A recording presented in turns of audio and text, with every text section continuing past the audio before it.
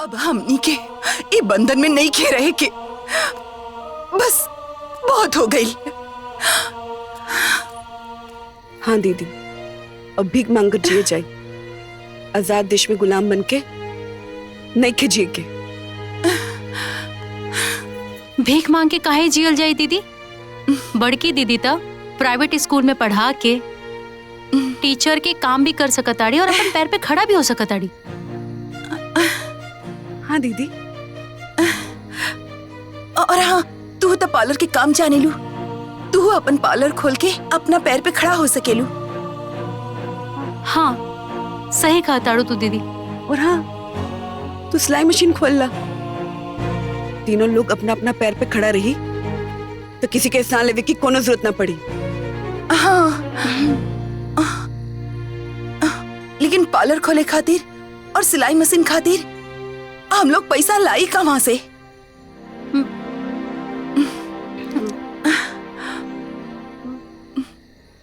गहना बेच के। हाँ, हाँ, अपन अपन गहना बेच के। हाँ, जब जिंदगी नर्क हो जाए तो तू गहना रख के का कइल जाए? एकदम सही। हाँ,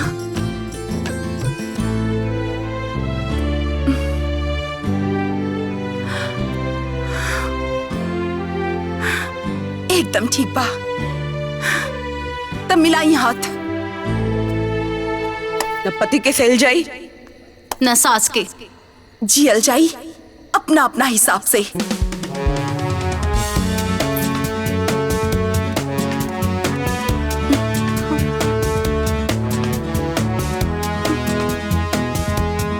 ये सारा सोना के 6,30,000 रुपए मिली आप लोगन के। हाँ, जी भैया, हमरा के दे दी। ठीक बा। अब ये ली।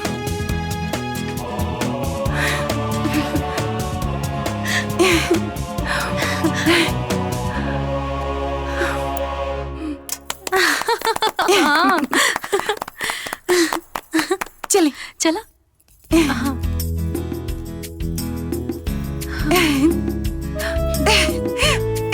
देखा? अरे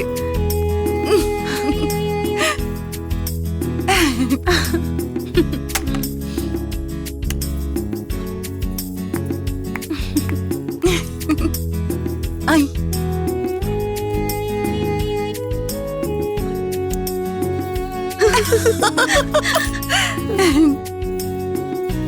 हाँ।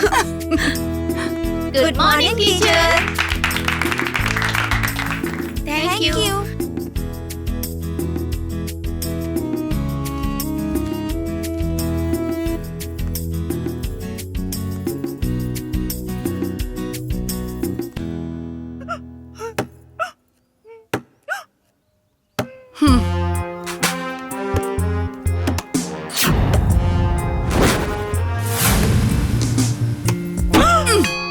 अभी ले घर जैसे चलल अब वैसे ना चली।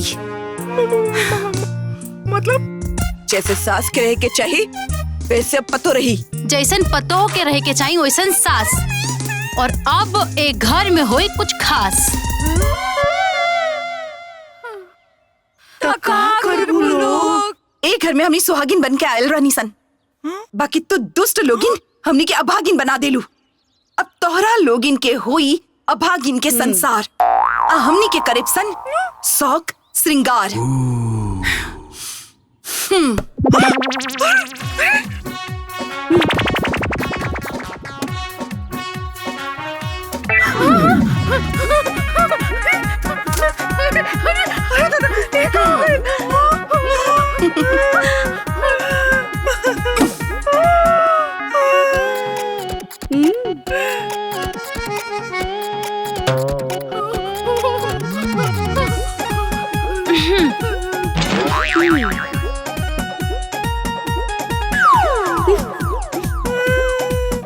घर के लक्ष्मी के फटेहाल करके भिखारन बना देलू।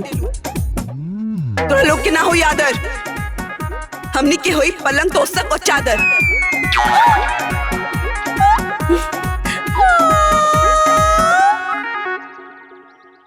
जौना उम्र में भगवान के गोहरावे के चाहिए और उम्र में घर के चाबी के छल्ला लेके नचा रहल बाड़ू। अब तू अइबू औकात में, काहे से कि मालिकाना आई अब हमनी के हाथ में।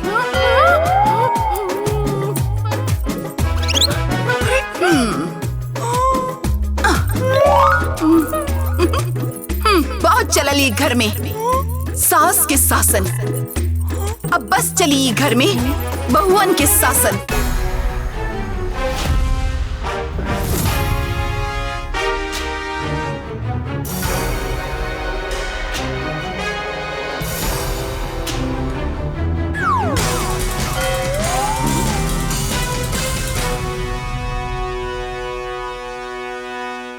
देखा बहू, तोहार लोगन के साथ जौन होत रहे उहो गलत रहे। और जौन होत बा ना वो गलते बा।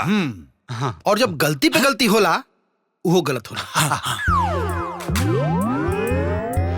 बाबूजी, यदि पहला गलती ना भइल रही तो दूसरा गलती भी ना होइत। मतलब ई जौन सब हो रहल बा सही हो रहल बा। हाँ, और ये गलती की हमने कोनो अफसोस नहीं खे। मतलब तू लोग के जौन मन करी उहे करबू। हाँ, अब हमनी के ठान ले बानी जा कि घर चली हमनी के हिसाब से। तोहरा हिसाब से चली मतलब का? मतलब ई कि जैसे चलत रहे वैसे ही चली, बस काम उलट जाई। अब तक सास के शासन रही बहू पर अब बहू के शासन चली सास पर। इस शासन के शुरुआत हुई सास के रोटी बनवला से, वो जाता में गेहूं पीस के।